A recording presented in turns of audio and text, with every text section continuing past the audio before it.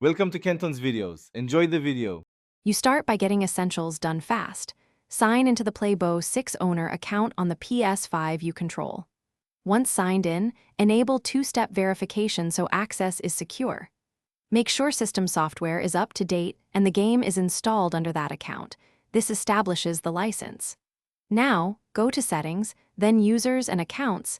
Keep this console active while you prepare the second Ps5. These steps ensure the license transfer, and remote play will work without hiccups. Next, you enable console sharing and offline play on the owner Ps5 so that other users on another Ps5 can access Bo6. Once done, sign into the shared Bo6 account on the second Ps5 and download the game from the library. This uses the activated license.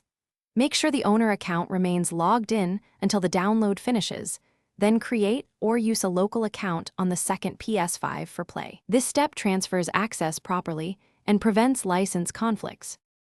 Now you finish by signing out of the shared account on the second Ps5 and testing Bo6 with the local user. This confirms successful sharing. Upload or copy saves as needed. Use cloud storage if you have PlayStation Plus, otherwise use a USB stick.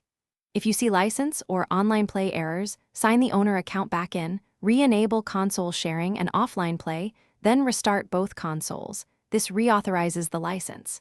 If issues persist, power cycle routers and consoles to clear network or authenticate. Thanks for watching. Consider subscribing if we helped you.